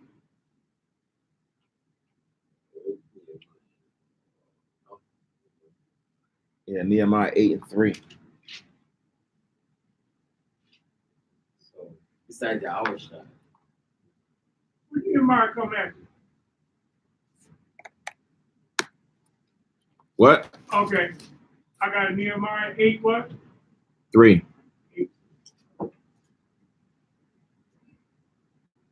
Woo! You gonna read it, y'all put up? No, I just asked him. Nehemiah. And he read it. What we read? Huh? I guess you can read it if you want, right? Yeah. Here you go. And he ran therein before the street that was before the water gate, from the morning until midday, for the men and the women, and those that could understand. And the ears of all the people were attended unto the book of the law. Right. Attentive. Just like I just said in Luke 19:48. They all came and were attentive to Yahushua with an attentive ear. You should read 4. I can't even pronounce those names. And Elzar, the scribe, stood before upon the pulpit of wood that they had made for the purpose, and beside him stood Matalina, Shema, and Anel, Ujar, Icon, and Melissa on the right hand, and on the left hand, Sudan, and Mishael, and Malachi, and Hazard, and Hashmadana, Zechariah, and Mishael. That was good. I did the best I could. Those are good bags right there, man. I got one of them. All right, so let's go back and close out. I think I read the last verse. No, To hear him in the temple, came early in the morning to him in the temple for to hear him. Right? So Yahushua had a lot of people there to hear him open up the Torah, the Tanakh, and break down those scriptures. And then after he finished, then he went out and did what he did. But the New Testament was written there. Correct. Exactly. He was a living form of the New Testament at that point. Living word. He was the living word. As what he was doing was being observed, and then it was being written down or annotated as people saw. Right? And then it got transfigured stuff. Yeah. That'd be a real thing. See, But and you kept verse 37, right? Mhm. Not only teaching, and after that he went to the Mount Olive. He talked to the Most God, High. yeah, talk to God. Mhm. So he kept certain discipline and he kept doing it until the time. So Rodney stayed woke. He won't stay woke. My Jesus, he prayed to Jesus. Peter, stay woke. Go ahead. Like, on the part about the 2/3. 2/3, they refer to, I like this, the age. They refer to 2/3 of everybody on the earth, not just Israel. No. Just us. No. I heard somebody read it, and it was like 2/3 of everybody is. Oh. But when I say 2/3 gonna get cut off, but man gonna be cut off. Not only the 2/3 of Israel, but the planet gonna be cut off. Too, regular Gentiles, they're gonna be destroyed too. Right, but when we talk about this 2/3 of this third is talking about Israel, right? The reason why we know it's talking about Israel because if you say 2/3 of all man, right? Then it says, and I will bring the third part through and refine them. So that third part is going to be the chosen. So we're going to include the other nations in that too? Well, they're going to be our slaves. But that's not what we're talking about. They're going to be refined as gold is refined. They're going to be the ones that's going to be choice of the Most High. Okay. So are they going to be the other people too? No. Okay, so then why would the 2/3 have to be them too? It's talking about Israel. This is talking about the parts that's dealing with them is talking about Israel. I'm gonna read it. This is in Zechariah 13:8. Zechariah who? 13 13:8. Okay, let me get that. All right, good question there, Ronnie. Good question. It says, and it shall come to pass in all the lands that the Lord, 2 parts therein shall be cut off and die, but the third shall be left therein, right? And I will bring the third part through the fire and will refine them as silver is refined and will try them as gold is tried. They shall call on my name and I will hear them. I will say, it is my people. And they shall say, the Lord is my power, right? So this is dealing with Israel. So that third can't be dealing with everybody. So when it's talking about the whole, and it says 2/3 can be cut off, but the third is dealing with Israel. It's dealing with the third of Israel. Yeah. Because we know the third just can't be all Israel. Right? So the third has to be those of Israel that follow the right way. Those of Israel who follow the commandments. Right? Right. Okay. So now if you have a third of Israel that's following the commandments, then you got 2/3 of Israel that ain't following the commandments. Right. Then that fits the bill when Yahweh Shah said, wide is the gate and broad is the way that leadeth to destruction. But according to the righteous path is narrow and skinny, and it's only few people that go in there at. So compared to the whole, it's less than the whole.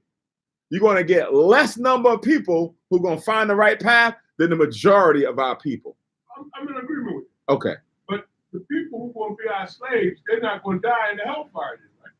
No, you're not going to have all the nations that's going to die in the hellfire. Okay. Yeah. But there's no number on that. Yeah. All the heathen is not going to die in the hellfire or the judgment that's going to come. Because like you said, because then you got to have people, then you got to fulfill Isaiah 14:1 and 2, right? So then now you're going to have the nations joining themselves to us, like it tells you in 14:1 and 2. And then it says, we shall possess them, whose possessors, exactly. So that has to fulfill itself. So you can't have everybody go and then you got nobody to fulfill that promise. So some that's going to be left in Australia and in China and certain places. Yeah, they're going to be left. India and all these other different places. They're going to be left to fulfill those things. For quiet. In verse 36, where it says pray always, what does that mean? How do we pray always? Pray more. Pray always. Okay, when I went outside the first break we said, the Muslim guy was like with me and Mr. Bill, and he said I pray 5 times a day. My cousin was, and I started watching him. We was in high school, he was a Muslim, and he used to pray all the time. And one day he said, man, child, you need to pray more. And I started praying more. But when you say pray what, all the time? And right here, verse 36 says, watch ye therefore and pray always that ye may be counted worthy to escape all these things that shall come to pass and to stand before the Son of Man. It says always. So how do we pray always? So keep our mind always on good. That's it. That's it. Keep our mind always on the Most High. Prayer doesn't have to be you put it on your knees. You could be on a train, you could be walking, wherever you are. Right. Whatever action you do, whatever interaction or whatever thing that you do in your life, always incorporate the Most High in it. Right.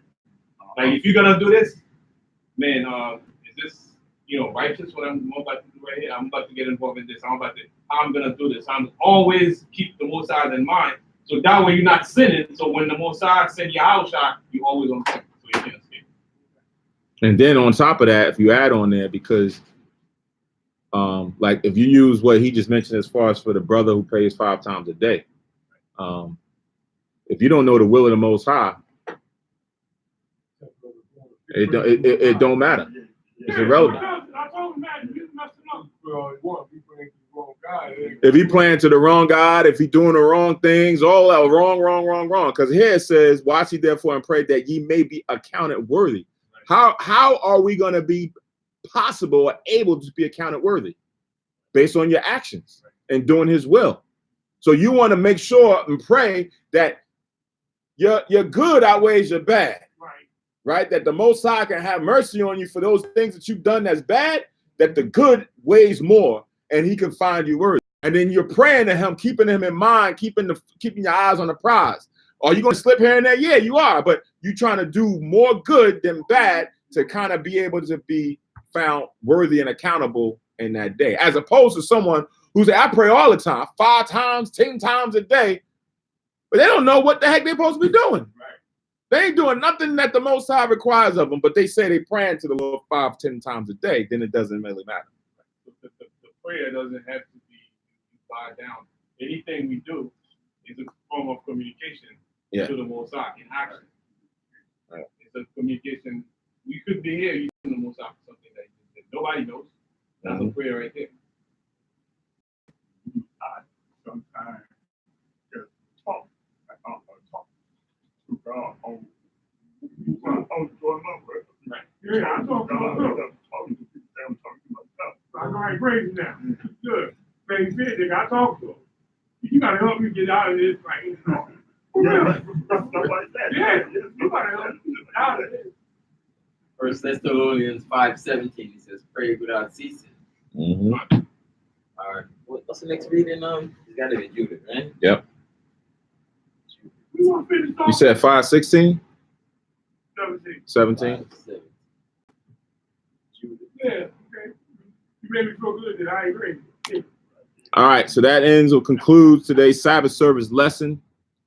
Next Sabbath service will be in the Apocrypha, the book of Judith, chapters 6 and 7.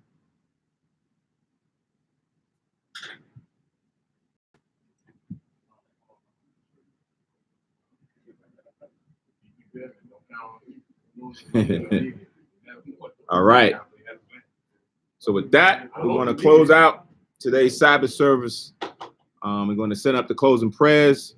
We're going to say, give all praise, honor, and glory to the Most High for knowledge, wisdom, and understanding bestowed upon us, the privilege that we have to be servants in his army, to go out and advocate for righteousness and the commandments of the Most High.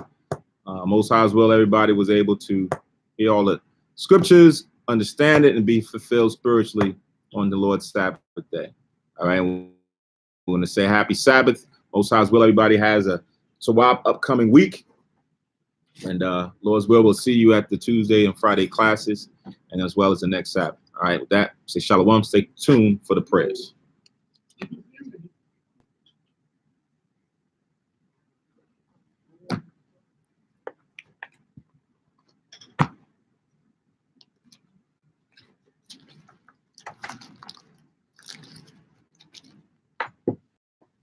Somebody get the blinds.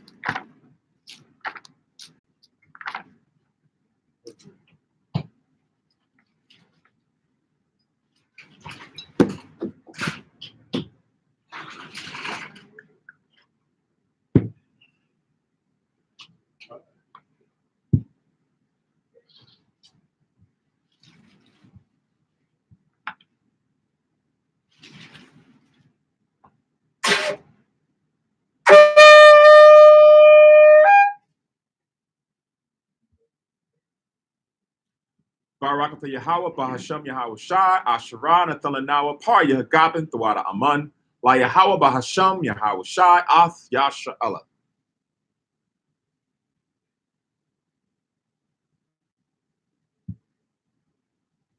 English translation. Blessed are you, Yahweh, in the name of Christ, or the Most High in the name, or the Most High in the name of Christ, that gives to us the fruit of the vine. Thank you, so be it. To Yahweh in the name of Yahweh Shai with Israel.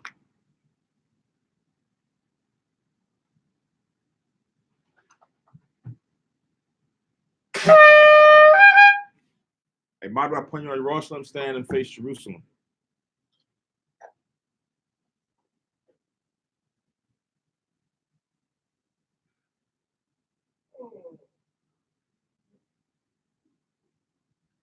Yahweh, Bahasham, Yahweh Shai, Baba Kushah, Shemai, Lanawa, Aitha, Yum Yun, Aitha, Shalat, Maika Allah, Waha Alahayim, Tazwadakim, La, Shema Ayel, Barak, Rapah, Magun, Wahakaziyak, Bunya, Yasha Allah, Wasalat, Lanawa, Rabium, Kakama, Rabium, Da'ai, Rabium, Bayana, Rabium, Sabalanwa, Rabium, Amawan, Rabium, Aqua, Rabium, Ahabium, Rabium, Agana, Rakanaya, Wasalat, Kal, Kata Ayamnawa, Laha Akim, Wa Akiwa, Wayasha Allah, Thum Yad, Wawalam, Bahasham, Yahushai, Thawada, Aman. English translation. Most High in the name of Christ, please listen to us now, right now. Send Michael and the righteous powers or angels to watch over, bless, heal, protect, and make strong the children of Israel. And send to us much wisdom, much knowledge, much understanding, much patience, much faith, much brotherhood, much love, much spiritual protection. And forgive all our sins for the brothers and sisters in Israel always and forever. In the name of Yahushua, thank you, so be it. Four Corners Prayer. Yahweh, Bahasham, Yahweh Shai, Barak Nawa, Wayasha Allah, Wabat Yasapayim, Shema, Yasharella, Yahweh, Allah Hayanawa, Yahweh, Achad. English translation. The Most High in the name of Christ, bless us in Israel in the house of books or schools. And Deuteronomy 6:4, Hear, O Israel, the Lord our power is one power. That we say Shalom Yashrala and Shah Shabbat. Shabbat. Shalom.